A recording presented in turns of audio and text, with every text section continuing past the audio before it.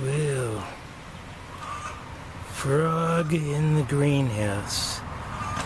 A little western chorus frog on the pepper plants, on a leaf of a pepper. Never seen that in the greenhouse or on the peppers before or outside either. There's the pepper patch, looking good. And there's another frog on this other pepper patch.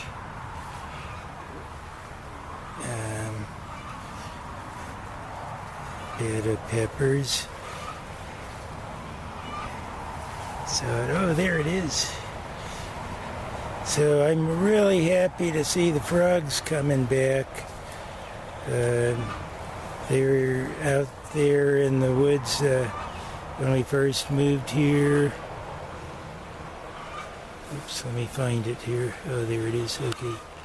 And then they widened the highway where the ditch was that a lot of them lived in or bred in.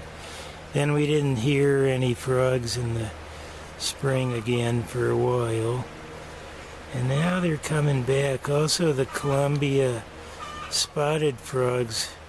We've been seeing about one a year at night in the spring last few years, so they must be back. We need to go out at night with flashlights to find frogs and get an idea of how many there are, because a lot of these, like these tree frogs, are nocturnal, and some other ones come out more at night.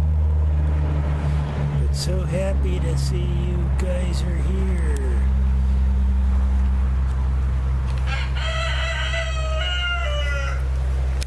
Okay, so we're doing a little report here on the garden for 2021. Starting in the greenhouse, and I'll go out to where everything else is growing. And things are looking pretty good. We switched to Dripline irrigation this year.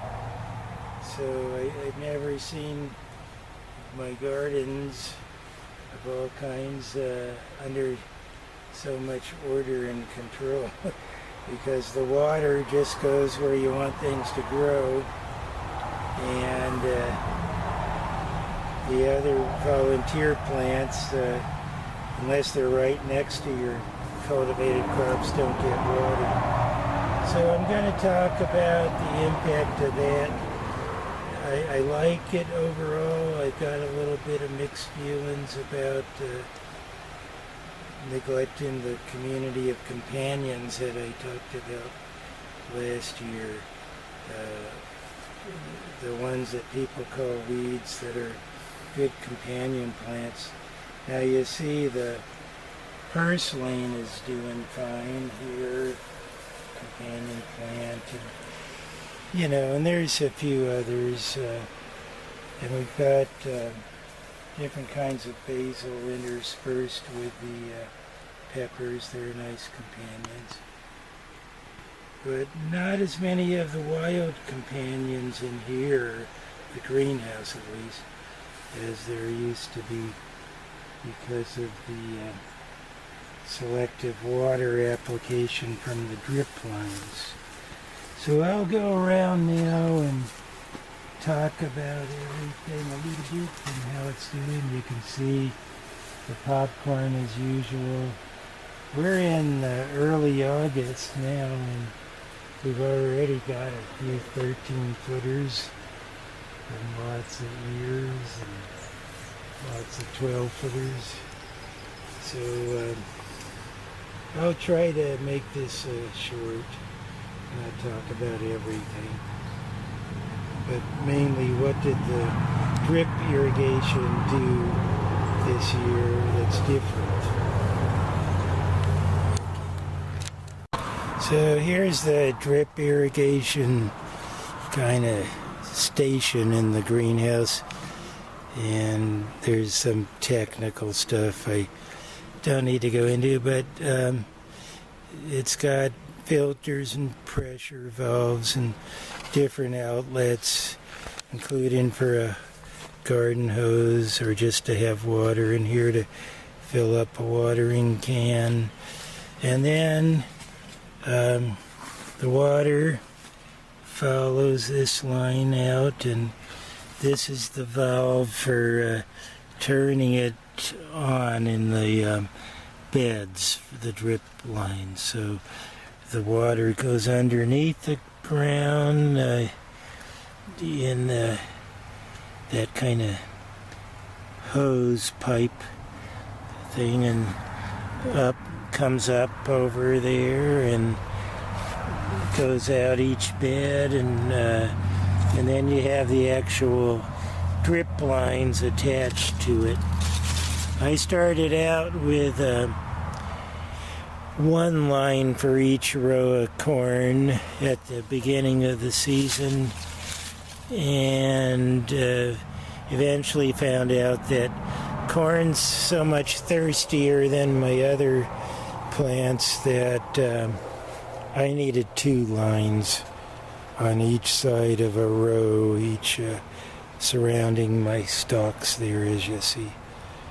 Okay, so this bed has 3 lines total, and it was for melons and Delicata squash. And the drip, emitters that drip from these lines are 8 inches apart. You can't really see them very well. There's one out this way. Okay, but in here, we've got something amazing going on with the Delicata squash that I planted at that far end of the bed down there. I planted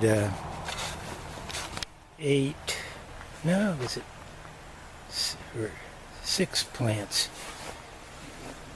down at that end, and only 2 of them lived. But yeah, I believe it was 8 plants in 4 holes, so 2 each, and 2 of them lived. When they were up about 2 inches high, one of the 2 got eaten by some insect of some kind, or maybe a rodent.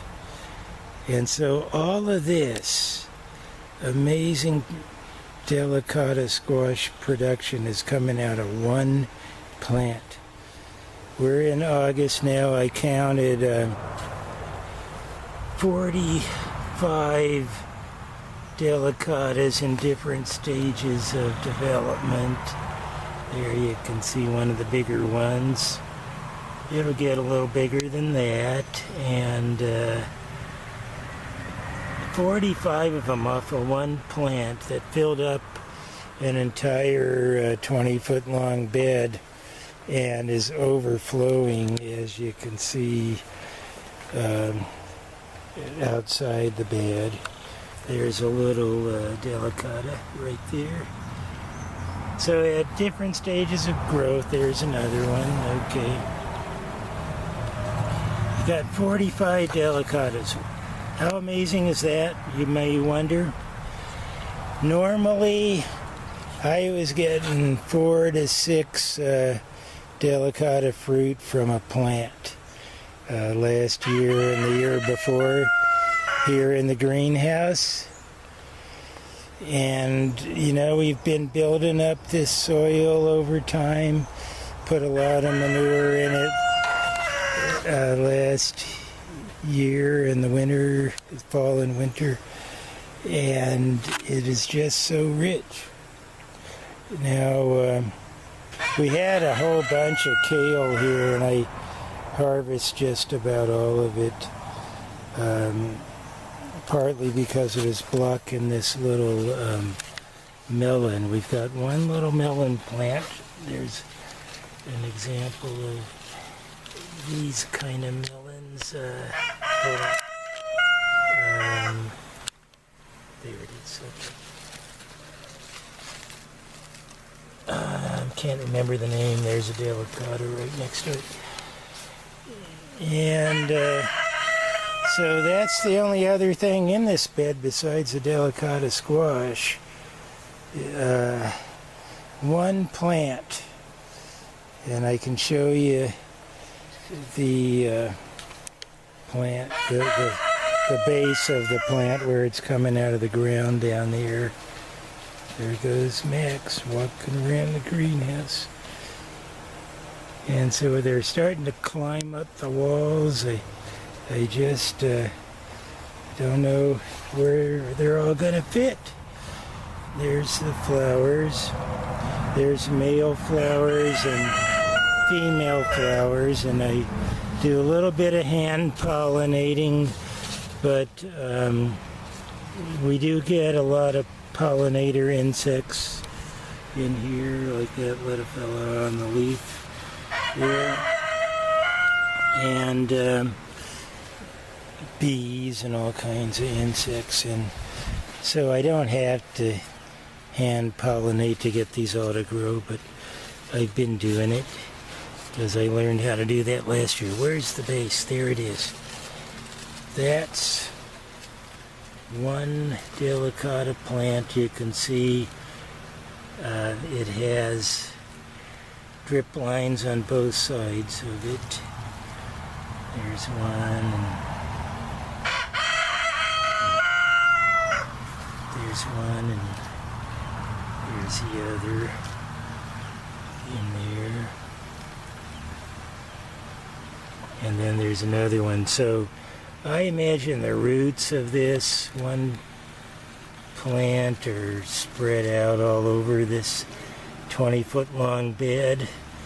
And so with the 3 lines and emitters every 8 inches, it's getting plenty of water. But you only have to run them for a couple hours every 3 or 4 days, the drip lines. Oh, yeah, I better go turn that off. I was just showing. So, yeah, and we've been having 90-degree days almost every day this summer so far, except for about 2 days. And a lot of that in the upper 90s, and even a few days of 100 plus. It's been the hottest summer on record this year all over the world. Won't go on and on about that right now. So more drip irrigating than you normally would. I was told that under normal conditions, every 5 or 6 days you'd drip for an hour or 2. And this is required more than that this year. You just watch and make sure the ground doesn't get too dry. You can see the wetness around the drip lines from just being irrigated yesterday. Look at all those ears of corn. I've got a few with 3, 4 ears on them. You know, 2 ears on a stalk is pretty good. But I saw one over here. Yeah. This one. If we follow it up, you'll see 4 ears on that one stalk. And 3 on the one next to it there. Very productive. I'll have to get on a ladder to pick those ones up there.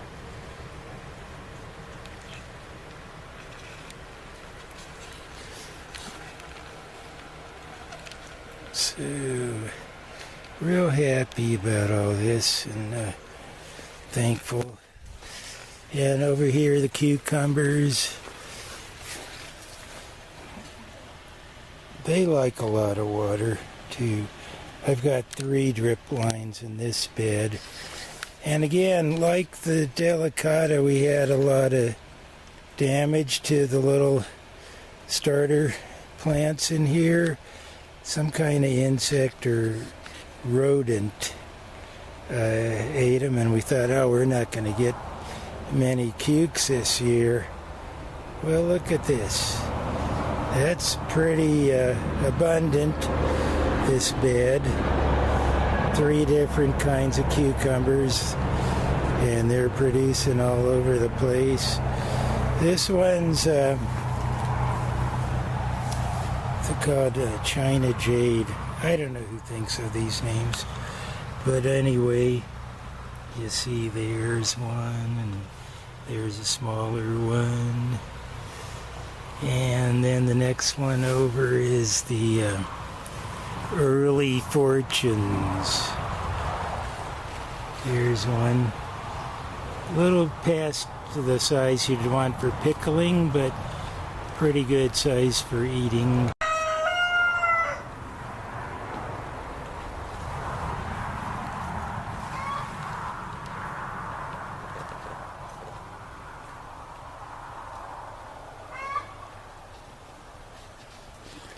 And the third type of cucumber we have are these little round yellow ones they call lemon cukes, and they turned kind of yellow like lemons, I guess, and they're starting to come along. They're a little later than the other ones, which is fine. They were very prolific last year, and they sure have a lot of flowers and little starts this year, so I expect we'll see some. I've already harvested about 6 of them in the last few days, so left a bunch of little ones, and we'll see. Let's see.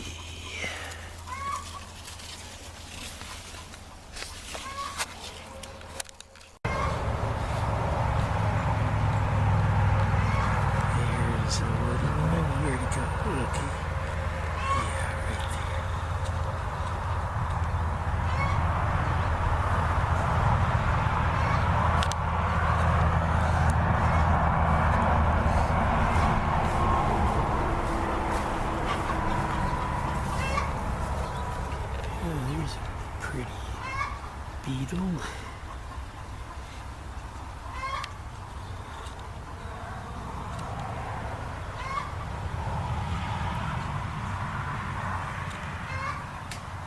Nice looking beetle.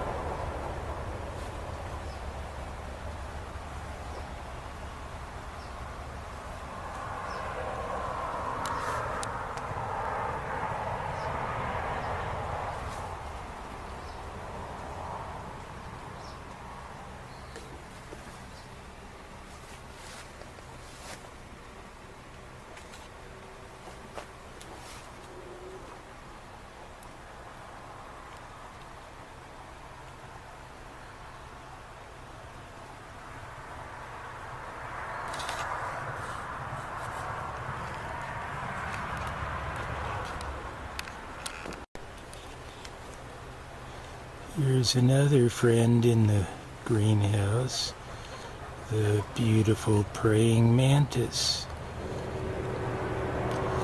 They eat all kinds of insects, and even I've heard some species even eat small birds. They're pretty big ones, maybe in South America.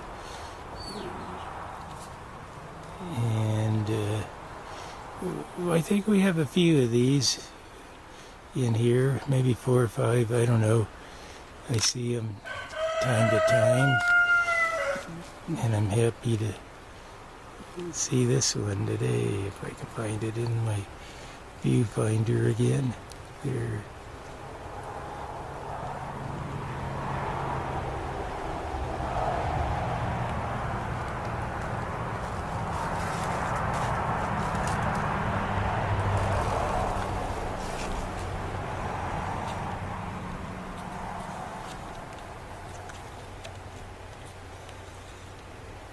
Supposed to be autofocus, but I don't know how to make an autofocus work. Well, maybe it's focus. Maybe it's my eyes that aren't focused.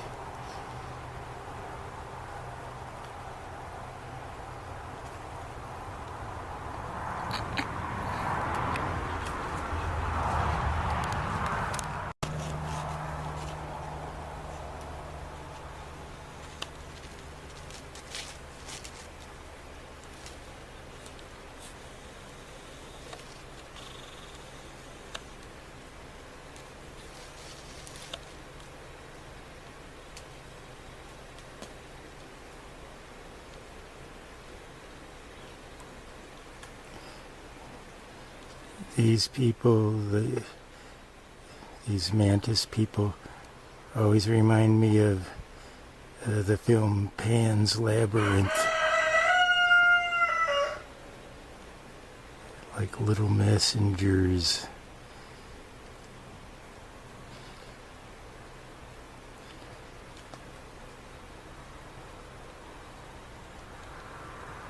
Looking right at me, too. What are you saying, buddy? What are you saying to me? I don't know. And recording.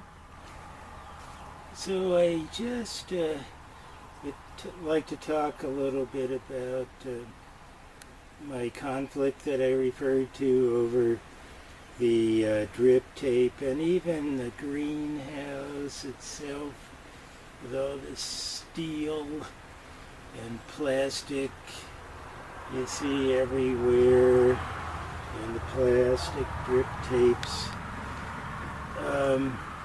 I just read a great, very important, well-researched book called Bright Green Lies by Derek Jensen, Lear Keith, and Max Wilbert. Just came out this year.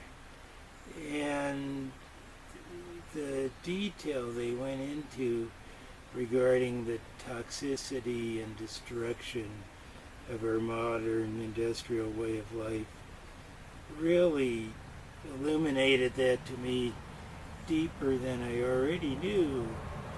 And all of the things that go into producing the steel poles and the plastic roof and walls, they're very toxic, and they're things that we as a species need to stop doing. And so I'm going to keep this greenhouse, but I don't think I'll replace it if it wears out. I may try some kind of alternative covering instead of plastic, or I'll just use repair tape on the plastic when it gets holes in it, and it'll just be transparent tape, patchwork all over, because I don't feel like I would do this again. even though I love the greenhouse, I love everything going on in here, I kind of have a new perspective on the trade-off of having something like this, and what the earth is asking of us now is to stop doing things like this and get back to more earth-friendly ways of interacting with the natural world. And I quit the fossil fuel machines like tillers, and the big mower just broke down and I decided not to replace it. And so I did that a long time ago with the tiller. Haven't done that in a long, long time. And now I'm going further with just the use of hand tools. And I have conflicts over the use of the lithium battery tools that I replaced the fossil fuel tools with. And now I've learned a whole bunch more about the production of lithium and the very dirty mining process, and very toxic to any life around one of those lithium mines. In China, they destroyed the health of whole villages of people there with this lithium mining, and they're doing it elsewhere too. So that's what's going on. Besides the earlier thing I talked about the drip lines kind of making me feel stingy towards the wild plants that used to grow around everything, because I'm keeping them from getting the water they used to get. They still get a little bit, and there's still some of them here, like this red root pigweed here, and as you can see, grasses, and a little bit of this lamb's quarter and mallow. They still come up here and there. And of course the purslane I mentioned earlier, healthy. All of these are healthy and edible. So you don't see them in the corn, because the corn really takes all the water you put down there. Well, that's all. I was going to say one last thing, and that's a little plug for my former student, young Blackfeet Shoshone-Bannock artist named Willow Kip, designed my t-shirt, and her mom, Michelle, printed these beautiful t-shirt designs. Willow Kip, I think she is now a grad student at University of Montana. She was a young undergrad right when I met her before I retired. So wanted to mention her very good artwork. Okay, thanks, Daria.